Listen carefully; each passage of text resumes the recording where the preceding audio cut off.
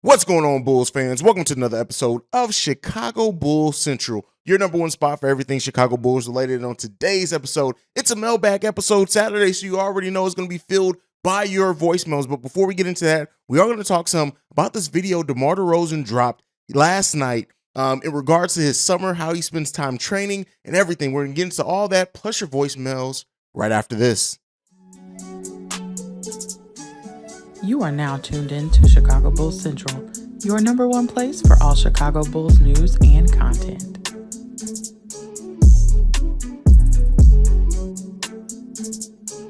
All right, so before we get into the voicemails, this one's going to be really quick.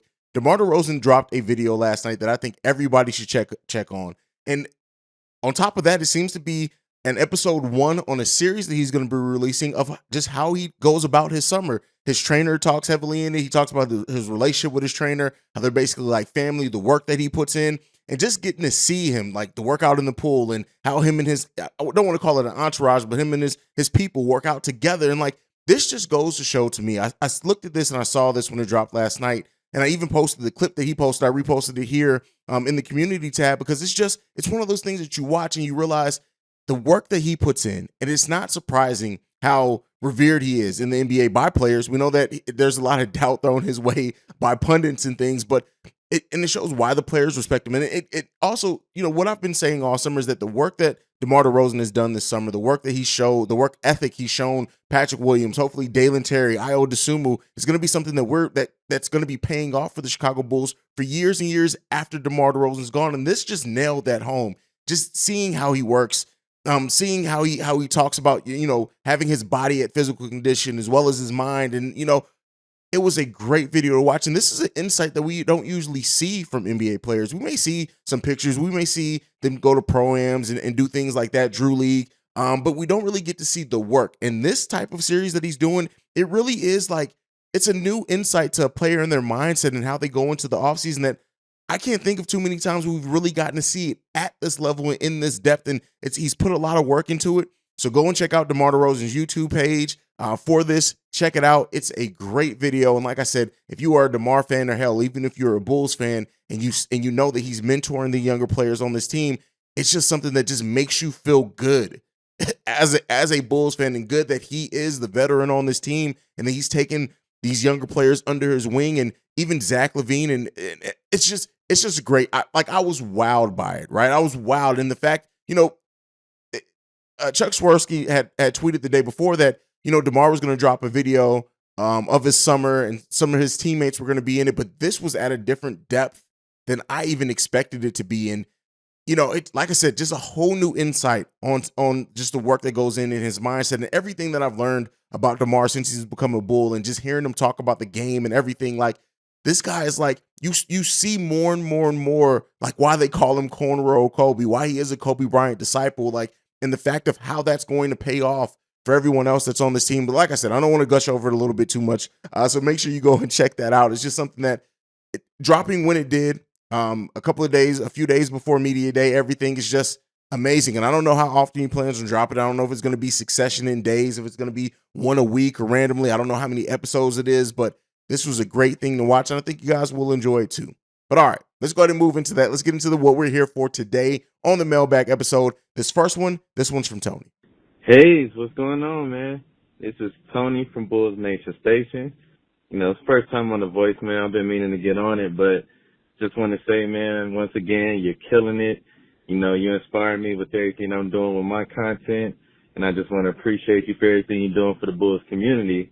But yeah, I'm going to get into this question, and it's a two-part question. I got one for you, and I actually got one for Teddy Roosevelt. So I want to see if he'll be around to answer the second part of the question. But for the first question, with Media Day approaching on the 26th, we heard all the Lonzo news. Everybody can agree that was the main topic heading into Media Day. So now that that question is answered, what do you think will be the main topic talked about for Media Day coming up? And so that'll be my first question. And for the second question, for Teddy Roosevelt, shout out to him. What is the pettiest thing you have said or done since the start of Chicago Bulls Central? And that's the question I have for Teddy Roosevelt. But yeah, I'm going to holler at you later. Look forward to working with you in the future, and I'm out. All right. And shout out to Tony from Bulls Nation Station. And make sure you guys go and check him out as well. Bulls Nation Station has become one of my favorite channels to watch on YouTube. I put him up there. You guys know my relationship with Pat over at the Windy City Breeze. But outside of them, my favorite Bulls creator are Tony. Of course, Jamal from Bull Central. And then Aiden from the Bull Show with Aiden. Of course, the Cognac Boys, who deserve so much more subscribers than what they have over there, are just some of my favorite Bull content creators in the world. That's on top of the ones that have been around forever. Matt and Big Dave and Doug Tonis and C Red Fred, like some great Bulls content creators out there. You guys make sure you go and check them out. But with that being said, to answer Tony's question, what do I think the main topic will be around Media Day? So I still think it's gonna be a lot of questions about Lonzo, how the players are gonna miss him, things like that. But I think the biggest thing is going to be how this team takes the leap. I think that's gonna be a question that you hear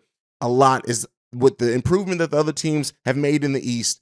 How do they see the Bulls competing with those teams? You're going to hear a lot of that. And it's going to be great to see what answers we get from DeMar, from Zach, from Vooch, from the younger players like Kobe, like Ayo. It's going to be great. That's going to be, I think, the next biggest thing other than Alonzo Ball injuries. Just how do the Bulls see themselves competing in a much improved Eastern Conference and Central Division as well? That's going to be the biggest one. Outside of that, I think it's going to be how this team improves overall. How do they bounce back from, how the second half of the season went for them? Those are going to be probably the top 3 questions that we're going to get from Media Day, in my opinion. And as far as Petty Roosevelt, hold on, Haize. This is Petty Roosevelt checking in. Thank you, Tony, for asking me a question. Me, the star of the show, Petty goddamn Roosevelt. I appreciate you. People don't ask me questions for some reason. I don't know why. Haize tried to steal my whole style, my whole delivery, everything. And people don't even ask me, the originator of it. I don't get it. But nonetheless, to answer Tony's question, what's the pettiest thing I have done since CBC started? I would have to say that it was the calls to Nikola Vucevic and DeMar DeRozan, just calling them on the phone, asking Vooch why he doesn't take people to the post more, take it to the cup. The fact that he wanted to be a 7-foot point guard, asking DeMar DeRozan if he knew what a pass was, and then having to explain to him what a pass was. Hopefully he learned it this season. Shout out to the video, DeMar, by the way. I see even in your summer workouts, you didn't pass it to anybody, but nonetheless, that would be the pettiest moments that I have had on this show since CBC started. Let's send it back to Haize. All right, well, you heard that one from Petty. All right, let's get into the next voicemail. This one is from 8 Lives. What's up, Haize? This 8 Lives, man. I'm calling in, as a real Bulls fan.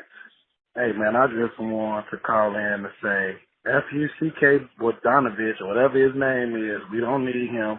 We cool. We done with we don't want no more soft players that just shoot jumpers. We went through our little mirror ticks, and he's not even a Sony. He's not even somebody, a Nocioni. He's not even going to come in and play no hard D and all that.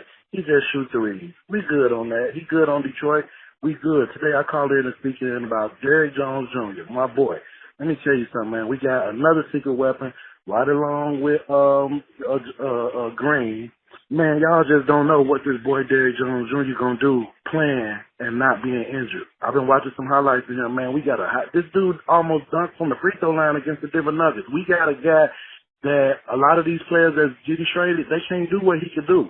He just needs some time. Derrick Jones Jr., his hands is good in the lane. Oh man, he be on point with the alley-oops. He be on point with all the high-flying dunks. He be on point with making Stacey King go crazy. Derrick Jones Jr. is another hidden gem that we got that I feel like gonna spark this year. We good with Bogdanovich, bro. Whatever his name is, we cool on that. I know Derrick Jones Jr. probably working on this shot too, bro. And if he missing this shot, we'll have Andre Drummond to get the offensive rebound. Hopefully, our coach this year at least tell the Bulls about grabbing some offensive boards, because I get tired of seeing every time we shoot a shot, all 5 of our men run straight to the other board, which is cool, whatever, for the transition, but we need some offensive rebounds. And Derrick Jones Jr., he do all that. He grab offensive rebounds, he get the putbacks, he just be on point. He just needs to be able to play without being injured. So we good on that trade. We got Derrick Jones Jr., he's going to do his thing. Go Bulls. All right, 8 Lives brings up a great question here. Like, this is great. Like, bringing up the Bojan Bogdanovic and Bojan. I know I say it wrong. Don't kill me in the chat. It is what it is. With that being said, but saying, can Derrick Jones Jr. be our secret weapon? Can he come in and replicate some of the things that Bojan does? Now, I would like to say that I think that that's unlikely. While their percentages aren't that far off, and I'm going to put a graphic up here on the screen, but I'm going to read them as well. So, when you look at the career averages as far as percentages for Derrick Jones Jr. and Bojan, Derrick Jones Jr.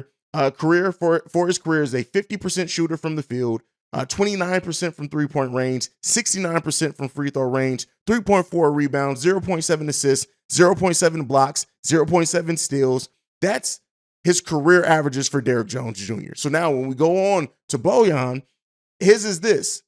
His is 45% shooting from the field, 38% from three, 85% from 86% from free throw range, 3.6 rebounds, 1.6 assists, 0.6 steals, 0.1 blocks because he's not a defensive player, and 15 points per game. And I don't think Derrick Jones Jr.'s points per game for his career is 6.5.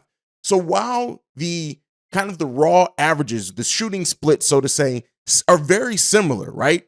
It's the volume when you look at it, and the efficiency. So while as Derrick Jones Jr. for his career has only averaged 4.8, so under 5 shots per game in his career, Bojan in his career has averaged 11.4 shots per game over the course of his career. That's a huge discrepancy, even when you factor in the percentages being the same. So that's some of the things that cause those to be different. Now, when you look at the PER for their careers as well, their PERs, Derrick Jones Jr.'s career PER, it hovers at right around 13, not 113. That would be amazing. 13, whereas Bojan's averages around 14, closer to 15. So it's not that just the shooting percentages are one thing. It's the efficiency in doing it as well. Bojan is just as an efficient player, which much more much higher usage rate. And so with that being said, you don't expect Derrick Jones Jr. to come in and do exactly what Bojan could do in scoring wise, right? And that's what he is a scorer. But when you factor in what Derrick Jones is and can be and shown himself to be at times defensively, he can have a great impact for the Chicago Bulls. It seemed like the biggest thing with trying to bet on Derrick Jones Jr. really seemed like he fell out of favor with Billy Donovan. Now, the fact that they did bring him back on, maybe there's something to be said with that. He does offer some legit size. Again, he played backup center for this team. He's not going to have to do that this year with Andre Drummond being on the team. But I do like you saying, what can Derrick Jones Jr. really do for this team? You got to look at it. When Derrick Jones Jr. signed the contract that he was on last year, they were looking at him to be a scorer. That never has quite come along in his game. And I do think that there's something to be said that he's never even averaged double-digit shots in his career because he's just not that reliable of a scorer or shooter. But could he turn into that? Has he been working on his game? Those type of things you ask yourself. He's still only 25 years old. That's the crazy thing when you think about it. He came into the league in 2016, and he's only 25 years old. So you would think that he still can develop some. He can still add some things to his game. I'm not expecting him to have the impact of a Bojan. I'm not. But at the same time, could Derrick Jones Jr. give us more than what we saw last season and kind of and give us some size, some shooting, some stuff like that? I hope so. One can hope that he can do that because especially not knowing what's going on with Marko Simonovic, right? And if he's going to be ready, you look at Derrick Jones Jr., he's probably going to play, if he does get in the game, some backup 3, 4. And the thing is him and Javonte Green are going to kind of be fighting for the similar minutes at similar positions. So I don't know what opportunity Derrick Jones Jr. is going to get to perform for this team. But shout out to 8 Lives for looking at it outside of the box and saying, hey, why spend the money, the $18 million, I think it is, per year on a Bojan when you have Derrick Jones Jr. here at $3 million and see what he can give you. I understand that. And, I guess we'll see what it ends up being. The Bulls would have never made a move for Bojan anyway. We really didn't have the assets to do so. But shout out to 8 Lives for looking outside the box. All right, let's go ahead and get into this next voicemail. This one's from Greg. Yeah, I got a real hot take, man. My name Greg, bro. What do you think about the Bulls probably trying to go after Jordan Clarkson since the Utah Jazz doing an extremely full rebuild? I think that would be much useful for us. What you think? All right, and Greg leaves a voicemail about another Utah Jazz player, Jordan Clarkson. Now, I've talked very heavily about this actually earlier in the week, so I'm going to kind of recap what I said here, and that is that the Bulls, I don't think, are going to make the move. When you look at what we would have to give up to match Jordan Clarkson's $13 million a year contract, I don't think the Bulls give up that many assets. You're looking at Tony Bradley, Kobe White, and it would have to be Javonte Green or Derrick Jones Jr. Now, would they take that back, right? I would have before said there's no way that the Utah Jazz take a deal back like that, because what we heard is that they did want first-round picks back.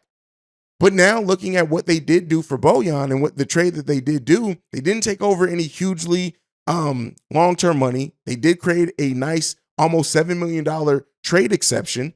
But I just don't know if the Bulls, in a roster that needs depth, especially a roster that with the injuries they had last season, may be hesitant to give up on depth. And then even Jordan Clarkson and Kobe White averages are close to being the same.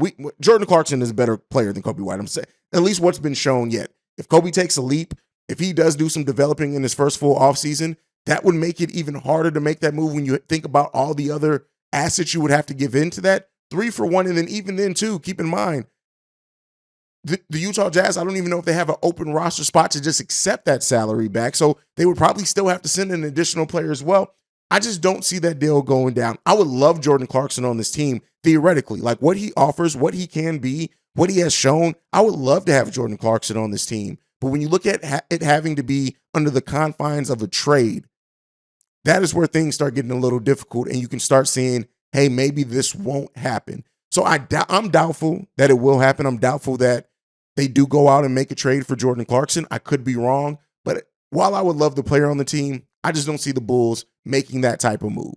Let's go ahead and move in. We got another voicemail. This one is from Ace. What's up, Haize? Your boy Ace, man. Hey, it's almost that time. We got training camp coming up, man. We right around the corner. We rocking and rolling.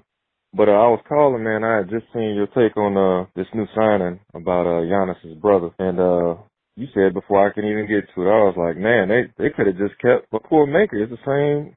Well, McCourt Maker's a better offensive player, but hell, he could have done some rim protection, give you the same height, length, all the stuff that they're looking for, run the floor, whatever. But I like this signing. They need somebody that's about 6'10", 6'11", that can actually play that backup power forward position and do some rim protecting, you know. I like the signing. It's not even just about, them trying to get Giannis. I'm looking at the bigger picture. Like, Giannis is only about an hour away, in off season. They can work out together. He can get his brother's game up. If you look at how much muscle Ayo DeSumo's put on and what's his name? Marco, the Bulls are going to have that guy put on some weight and muscle. So I say, man, keep him around a year or two. Let him develop, give him some muscle, let him work out with his brother. And he might turn into something really, really special that people aren't really paying attention to. And I think that's what it really is, because based on the timeline that you said, they're not just going to sign this kid and just wait around for Giannis for 4 years. They actually see something in him. And they know they need some higher, they need some more height at that 4 position. So give me your thoughts on that. And, hey, that's my take, man. I'll holler at you later. All right. Ace leaves a great one as well. And I agree with most of what you said. Like, I don't think that this is just Giannis. I don't think they signed Kostas and keep him around for 4 years, hoping that Giannis either in 2025 summer or 2026 summer that he decides to come here. If they bring in Kostas Antetokounmpo, it's because they do see something in his game outside of that. That's what I choose to believe. I don't think they're going to just make a move for a pie in the sky thing. We do need size. Having a young big man down there who's still young, and yeah, while he hasn't looked great in his NBA minutes so far, he's young enough to where you can see it and say, hey, maybe some things can turn around. Maybe we can develop a little bit of his game. Probably not to be a key player on this team ever, but maybe he comes in to be a back of the bench big for you or something like that. I do think that you take the chance of developing him, and then you can't do nothing but help your chances if you do think you have a chance to sign Giannis later down the road. So it's an interesting thing to look out for and see what the Bulls do. I don't. Like I said, I truly believe that it has to be some basketball reason for this as well. It can't just be the Giannis thing. Now, with that being said, a point that you made in here is that already missing out on McCourt Maker. That's huge, right? I do think that, especially if you look at what ended up happening to Justin Lewis, I do think that the Bulls, at least I regret that the Bulls did not make a deal with McCourt Maker. McCourt Maker is younger, showed more as far as putting the ball on the floor, shooting, just a modern day big man that you could have developed, had in your system for a while, whether you decide to cut Tony Bradley or not, and he stays down in the Windy City Bulls all this season. You could bring him along, especially not really knowing what you have in in Marko Simonovic either. You give yourself another bite of the apple and bringing in a modern big man with a good skill set that you could develop and see if you can turn into something. I really do hate that the Bulls missed out on McCormaker. I think that's going to be one of the things that I look back at this offseason, and if he does turn into something, say, could it be like the next Spencer Dinwiddie thing? Keep in mind, we had Spencer Dinwiddie in this organization twice before the player that he turned into. Does it turn into something like that? I hope not. I hope not. I like even as good as McCormaker has looked, I don't know if he's shown that type of skill quite yet, but hey, you never know. And so when you have somebody that you had the first look at that was on your summer league team that showed out in summer league and you end up not being able to bring them into a camp deal at least to sign them to either two-way or G League contract, it's some questions there. But with the Kostas Antetokounmpo thing, I do think that is a basketball reason. I think they are going to develop him some. All right, let's go ahead and get into this last voicemail. This one is from Shay. What's up, Haize? This is Shay.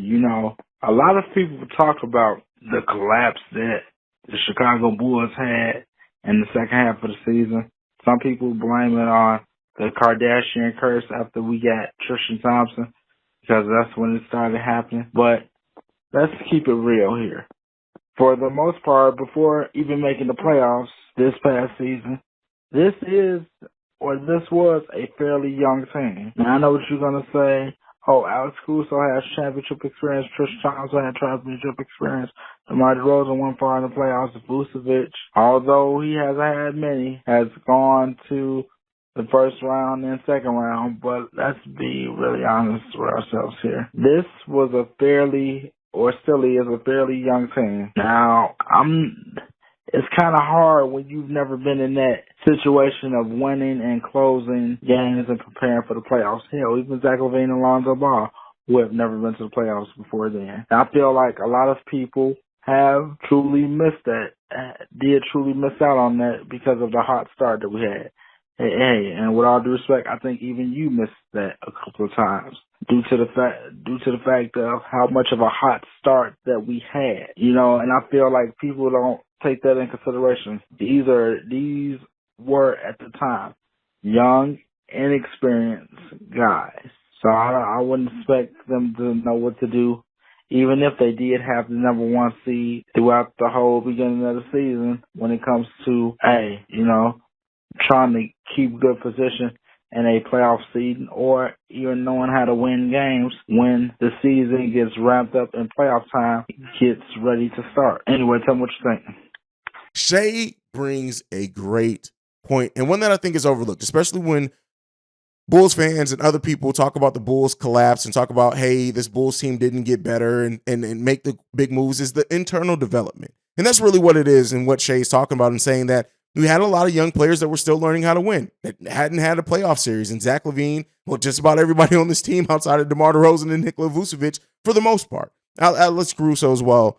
We still have players that are learning to close out games. We still have players that are learning to win. We still have players that are developing their skill sets at the NBA level and getting used to the NBA game. We still had a lot of that. Can that internal development, though, going through that season, going through the back end of the season that was tough, the losing, can that jumpstart and the little bit of a playoff run that we had, could that jumpstart these players into taking leaps and us improving more than what people are looking? People are overlooking that fact, period. People are overlooking the fact that, the Bulls did collapse last season. Yeah, the Bulls did, they were number one in the East for a little while, and they did so without having their full roster for the most part of that. Really, at any point of the season, they did that with having a rookie starting at point guard for over half our games last season. They did that with having one of the veteran pieces that we do have in Alex Caruso that has championship experience being out for the majority of the season. We did all that. Our best player, our now $215 million player, getting his first taste of the playoffs. Yes, all that. What development comes from that? That's the big question in how the Bulls are going to be able to compete next season, is how does that development, how does that bet on continuity pay off for the Chicago Bulls? And I, for one, can't wait to see what it turns into. And I think it's going to pay off for us in the long run. Great voicemail from Shay there. But that is it from us for today. Make sure you're following the show at Bulls Central Pod. You can send us any feedback, questions, comments, concerns, bullcentralpod@gmail.com. Lastly, if you want to leave a text and or voicemail, the number to do so, 773-270-2799. Thank you for being the best part of Chicago Bulls Central. And like I like to end every episode on, go Bulls. Love you guys. Peace, y'all. This has been a presentation of the Break Media.